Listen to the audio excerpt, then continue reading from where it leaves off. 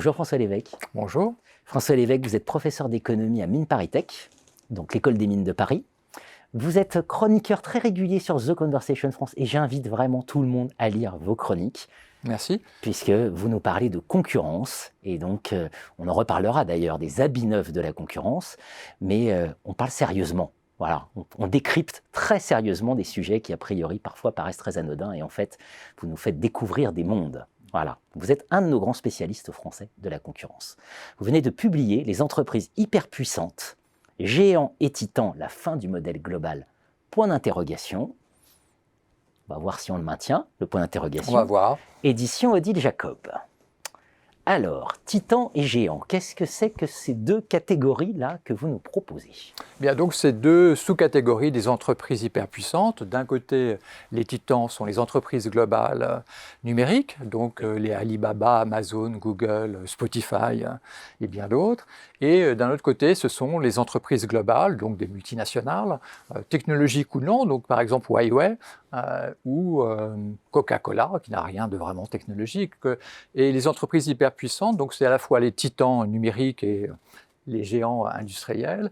Et ces entreprises hyperpuissantes, qui sont un peu moins d'un millier dans le monde, sont des superstars, ce que les économistes appellent des entreprises superstars. C'est-à-dire qu'elles ont des performances invraisemblables en termes de profit, en termes de productivité, en termes de salaire moyen, en termes d'investissement en R&D, en termes d'innovation. Donc ce sont des entreprises globales ultra performantes.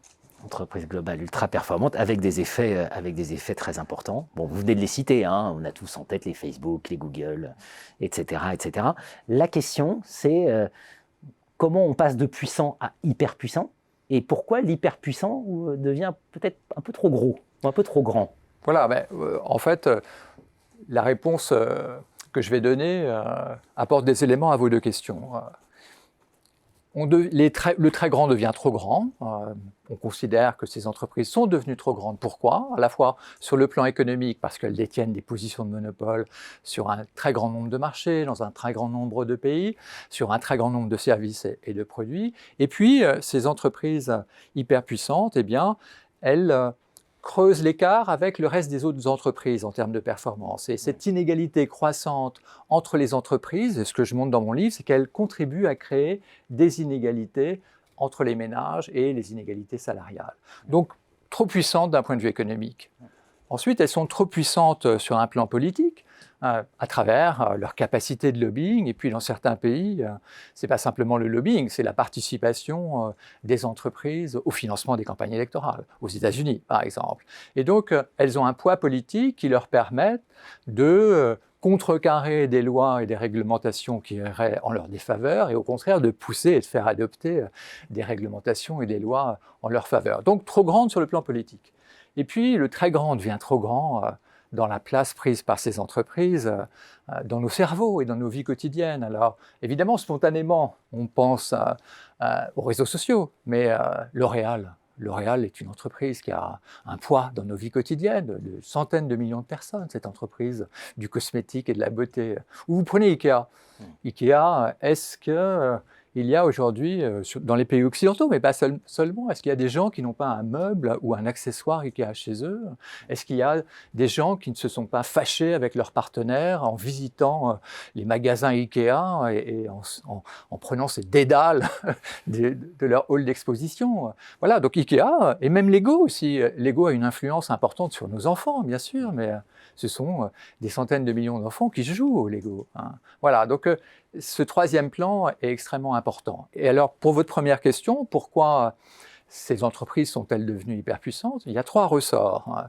Premier ressort, c'est l'autorégulation. Les États ont laissé faire, ont laissé ces entreprises s'autoréguler dans l'utilisation des données, en matière de transfert, de fiscalité, de transfert de profit, etc. Donc, autorégulation, qui est le premier ressort qui a permis leur développement et leur croissance phénoménale. Deuxième ressort, c'est la globalisation, parce que globalisation égale élargissement des marchés. Élargissement des marchés, eh bien, ça peut faciliter l'exploitation des économies d'échelle. Vous pouvez atteindre des centaines de millions d'individus, puisque les frontières économiques, en tout cas, et les barrières à l'échange ont été grandement levées. Et puis, troisième ressort qui explique cette hyperpuissance, c'est l'accélération technologique. Et aussi la mondialisation de la technologie, la même technologie étant utilisée partout. Voilà ces trois ressorts. Et ce que j'indique dans le livre, c'est ces ressorts sont bridés, ces ressorts se sont rouillés. On passe de l'autorégulation à la régulation. Les États reprennent les choses en main. Donc, il n'y a qu'à voir en termes d'antitrust, puisqu'on parlait du droit de la concurrence, qui est un sujet auquel je suis très attaché. Droit de la concurrence, mais aussi fiscalité. Voyons comment depuis 1 an et demi, les États cherchent à imposer les multinationales de façon autrement plus forte qu'auparavant. Voilà, donc passage de l'autorégulation à la régulation publique. Régulation économique, mais j'ai donné les exemples de la concurrence et de la fiscalité, mais régulation politique et sociale, c'est extrêmement intéressant de voir comment le Parti communiste chinois